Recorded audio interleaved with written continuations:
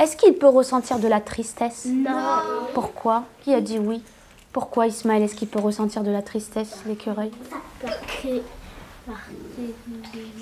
n'a pas trouvé de moyen pour se réchauffer. Très bien, parce qu'il n'a pas trouvé de moyen pour se réchauffer. On a peu l'occasion d'être spectateur du quotidien d'une classe. Brut, sans phare, fait de perfection et d'imperfection, de coups de génie et d'imprévus. Bienvenue dans Être prof, le podcast. Une série audio dans laquelle enseignantes et enseignants vous partagent leurs pratiques du quotidien, de la maternelle au lycée. Dans cet épisode, nous faisons la connaissance de Hanan, enseignante dans une classe d'élémentaire à Évry-Courcouronnes. Je suis enseignante dans une école élémentaire à Évry-Courcouronnes. J'enseigne actuellement dans une classe de CP après avoir longtemps fait du cycle 3. Donc ça fait quelques années déjà que je suis enseignante et j'adore ça. Si je devais choisir un album jeunesse que j'aime particulièrement, je pense que je choisirais Le Géant de Zeralda. Alors je l'ai découvert étant petite et j'avoue que c'est un album qui m'a énormément marquée de par ses images, de par son histoire et surtout de par le fait que l'histoire se termine bien. Donc j'aime pas trop les histoires où ça se termine mal et je pense que cet album, je l'ai fait découvrir d'ailleurs à mes enfants et je l'ai fait découvrir à mes élèves parce qu'il me parle beaucoup. Comment est-ce qu'on pourrait appeler le fait de se mettre à la place de quelqu'un pour ressentir ce qu'il ressent? Est-ce que vous connaissez ce petit mot? Il est un peu difficile ce petit mot, mais je pense qu'on l'a déjà utilisé, notamment lorsqu'on avait travaillé sur le harcèlement et lorsqu'on a travaillé sur l'estime de soi. C'est comme si tu le regardais, ce camarade, mais au lieu de le regarder qu'avec les yeux, tu le regardais avec le cœur. D'accord? Comment on appelle ce sentiment-là? De l'empathie. Très bien, Ismaël, bravo. C'est de l'empathie. Quand on ressent de l'empathie, c'est quand on arrive à se mettre à la place de l'autre et que l'on ressent ce qu'il ressent. Quand on parle d'empathie, on peut avoir peur de parler d'un monde un peu de bisounours. C'est pourtant une compétence cruciale pour développer notre vivre ensemble, notre capacité à vivre ensemble et à construire une société. Alors merci Hanan de nous accueillir sur cette séance. Je te remercie également Nathalie de m'avoir permis d'enregistrer cette séance. Mais dis donc, ton poste a une particularité, non ?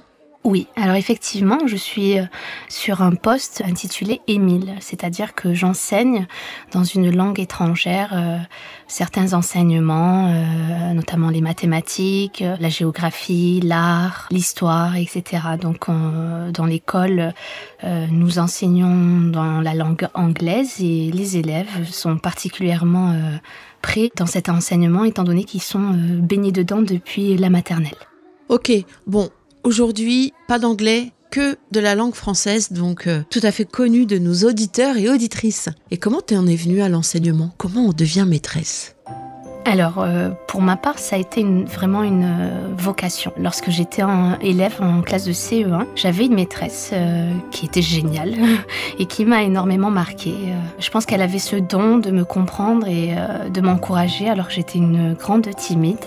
Et je pense que le fait d'avoir eu cette maîtresse dans mon parcours scolaire a révélé quelque chose en moi qui fait qu'aujourd'hui, j'ai voulu faire la même chose et j'ai voulu être maîtresse. Ok, j'adore ces histoires. J'adore cette phase de l'interview où on apprend comment à un moment on a envie de devenir maîtresse ou par hasard on devient maîtresse.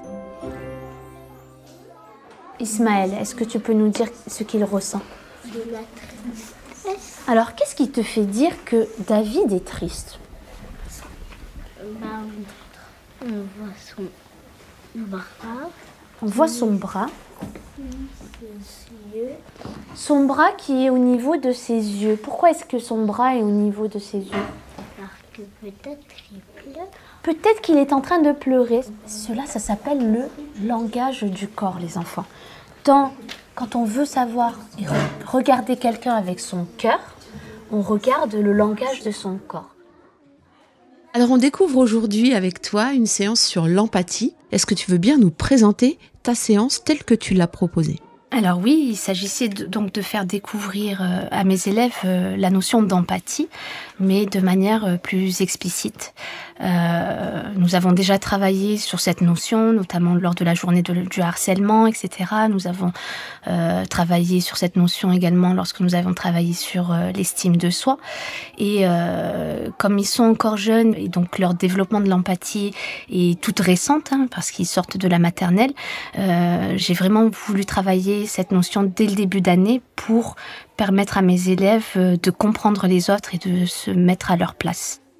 Il se passe quoi dans cette séance ? Alors dans cette séance, j'apprends à mes élèves à voir avec les yeux, dans un premier temps, et à détecter certains signes que l'on peut voir, et donc à réagir face à un élève qui serait éventuellement en détresse.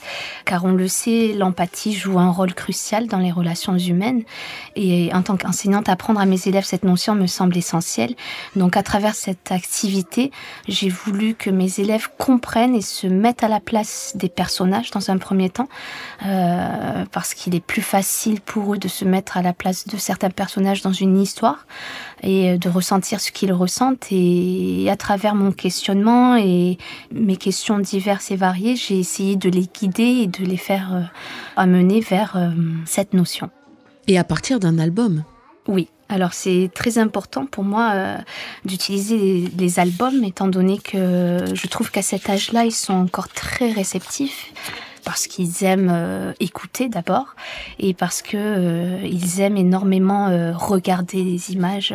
Quand ils découvrent un album et que je m'asseye, que je leur demande le silence, ils sont tous concentrés, ils ont les yeux comme ça ouverts, et j'adore ce moment, c'est mon petit moment plaisir, donc j'essaie vraiment de partir de là, souvent lorsque je veux leur apprendre une notion. Parce que je trouve que ça les attire et ils arrivent mieux à s'approprier l'histoire de manière ludique et à mieux la comprendre.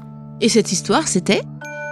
Donc c'était à 3, on a moins froid. C'est l'histoire d'un ogre qui avait un régime particulier, c'était de manger des enfants. Mais un jour, il rencontre une petite fille, donc Seralda, qui est pleine d'imagination et qui saura le séduire en lui préparant de délicieux repas.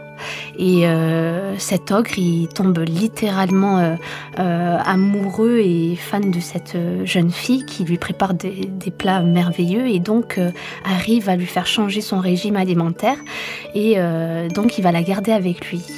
Donc l'histoire, ce qui est amusant, c'est que à travers une action, la petite fille a réussi à faire changer quand même un régime alimentaire à un ogre qui est censé être réputé vraiment méchant et manger des enfants. Et je trouve ça merveilleux parce que cela dénote et cela montre que la nature d'une personne qui peut être mauvaise peut être changée si en face on a un comportement qui est gentil et affectueux. Tu as une manière particulière d'introduire l'album dans ta classe ? Alors, on va découvrir ensemble... Non, Mohamed. On va découvrir ensemble un petit peu. Tu veux l'ouvrir, Augustine ? Alors oui, c'est une manière que j'ai découverte cet été en Angleterre lors d'un voyage. Je suis passée devant une librairie et là j'ai vu plein de livres recouverts par du papier craft. Et sur ces livres, sur cet étal, on disait en gros, on ne juge pas un livre sur sa couverture, mais sur ce qu'il contient. Et donc j'ai trouvé ça super intéressant d'amener ça dans ma classe parce que je me suis rendu compte que quand j'emmenais mes élèves à la médiathèque ou autre, ils choisissaient souvent un livre par rapport à la couverture. Donc les dessins me plaisaient, donc je prenais tel ou tel livre. Et moi, je trouve que c'est important de faire abstraction de ça et de permettre à mes élèves justement de choisir une histoire en mode à l'aveugle et de la découvrir. Et le fait de découvrir le livre, d'ouvrir ce papier craft, ça suscite en eux une certaine curiosité, une certaine hâte. Ils ont vraiment hâte de découvrir et je trouve que c'est très important parce que du coup, j'arrive à les capter directement. Super. À 3, on a moins froid. Tu nous racontes cette histoire ? À 3, on a moins froid. C'est l'hiver. Il fait très froid. Et le chauffage ne marche plus chez Kipik le hérisson. Comme il fait nuit, le dépanneur ne pourra pas venir réparer avant demain matin. Mais soudain, on frappe à la porte. Kipik demande « Qui est là ?» Donc c'est une histoire qui se passe pendant l'hiver. Donc il s'agit de petits animaux, donc un hérisson et un petit écureuil qui se trouvent chez eux et qui ont une panne de chauffage.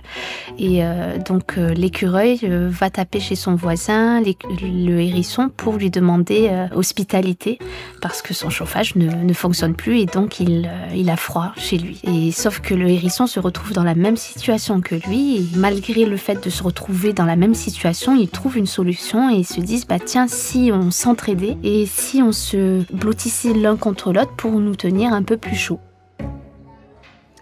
Casse-Noisette et Kipik se blottissent l'un contre l'autre. Mais lorsque Kipik se met en boule pour dormir, Casse-Noisette s'écrie « Aïe, tu me piques !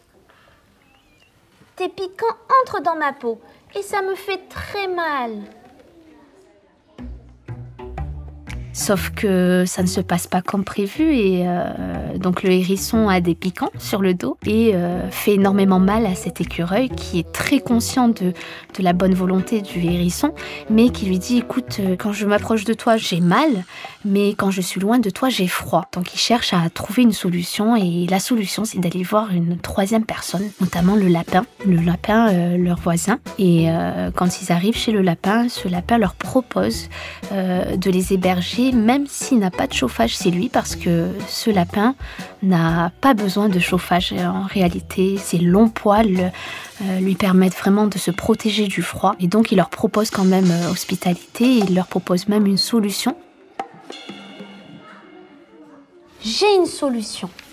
Je vais m'installer entre vous deux. Comme ça, à 3, nous nous tiendrons chaud. Et grâce à mes longs poils, je ne sentirai pas les piquants de Kipik.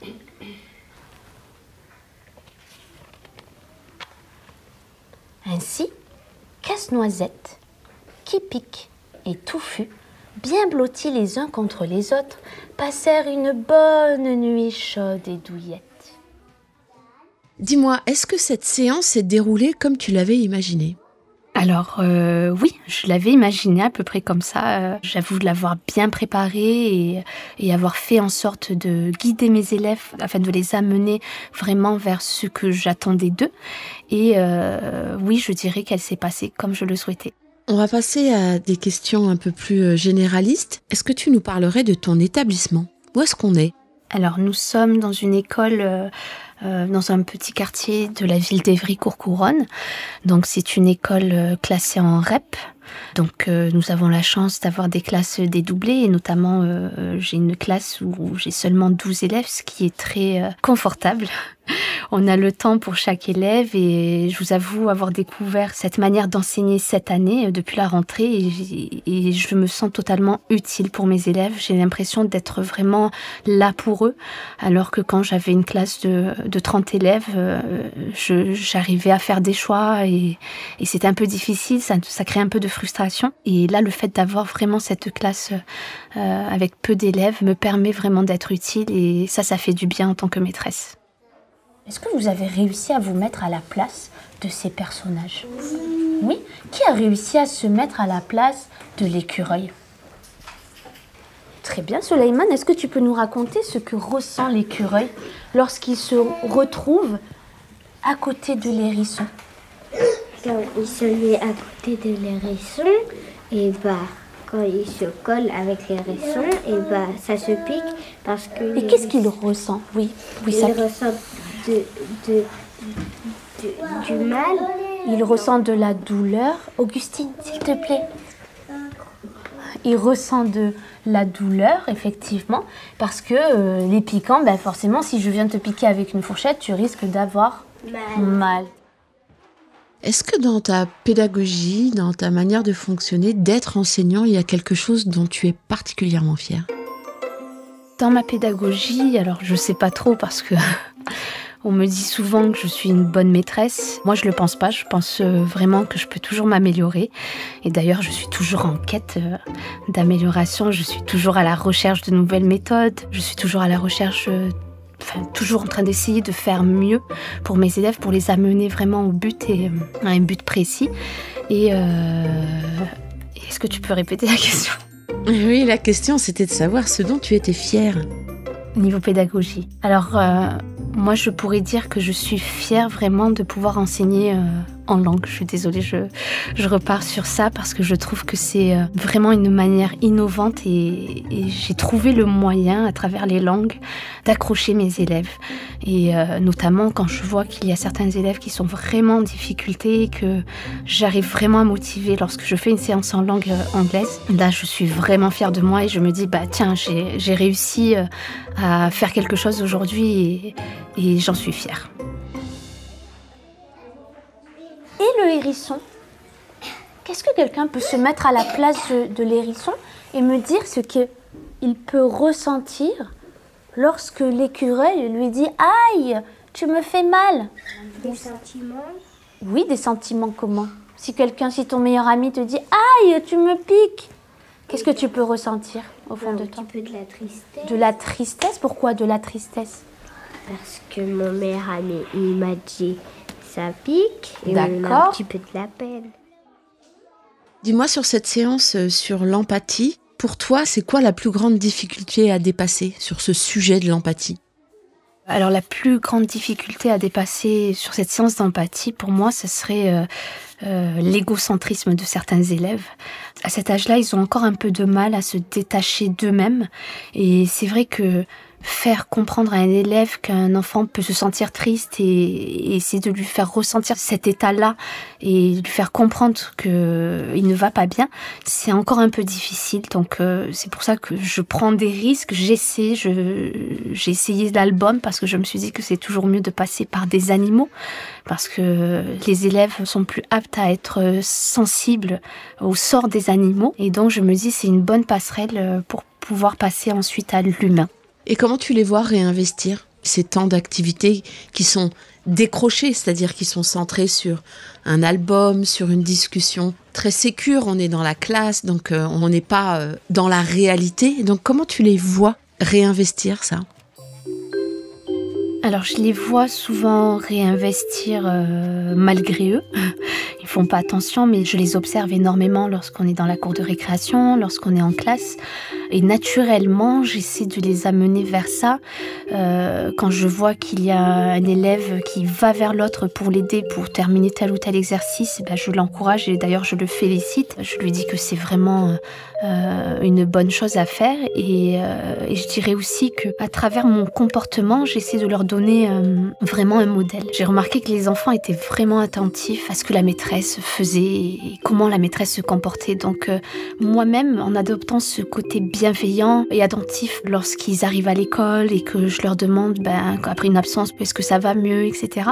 Je trouve que c'est leur inculquer indirectement et eux, naturellement, vont le mettre en place. Juste pour vous donner un exemple, j'ai été absente une matinée la semaine dernière et en rentrant à 14h, les élèves se sont jetés littéralement sur moi en me disant « Mais maîtresse, est-ce que tu vas bien ?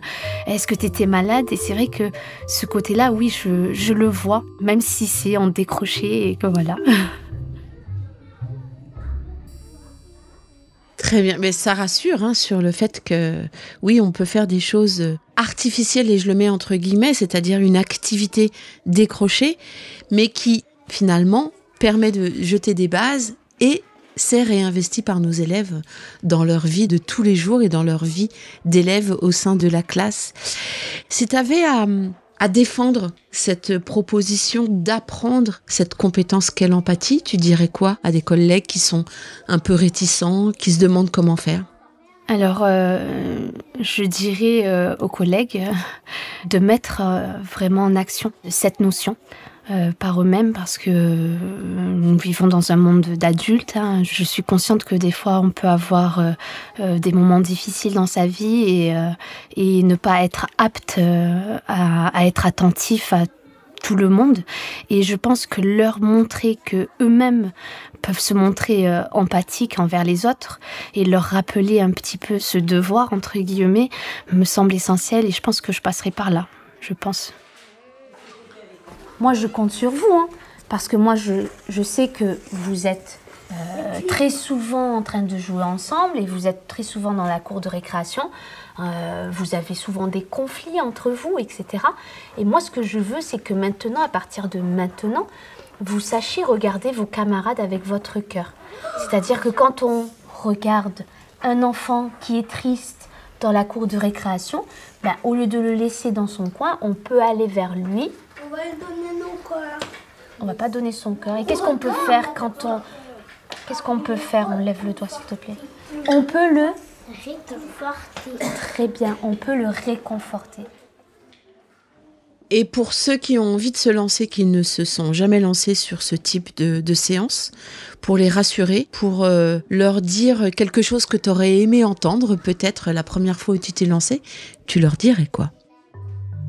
Je leur dirais de ne pas avoir peur, que les enfants sont directs, les élèves sont directs et qu'ils ont tendance un petit peu à exprimer d'une manière un peu parfois délicate ou déplacée cette notion. Donc ils peuvent faire parfois aussi preuve de pas du tout d'empathie et je leur dirais justement de tenter à travers certaines situations, de partir de certaines situations de classe et de les emmener vers ça. C'est-à-dire que de rebondir sur une situation qui vient de se dérouler et peut-être que comme ça, ils les emmèneraient plus facilement et même pour eux, ça faciliterait un petit peu leur travail. Ils n'auraient pas besoin de préparer en quelque sorte cette séance. Ok, très bien. Merci beaucoup, Hanan, pour ces réponses et cet accueil dans ta classe. De rien, Nathalie. Je te remercie également. C'était Être prof, le podcast. Une série audio animée par Nathalie Dreyfus, enregistrée par Yanis Dokuto, Théo Cancelli et Laurine Bonnefoy, montée par Jeanne-Marie Desnos, réalisée et mixée par Benjamin Masset et Yann Thierry et produite par l'Acme Productions. Si vous avez envie d'approfondir le sujet, retrouvez plus de ressources sur êtreprof.fr.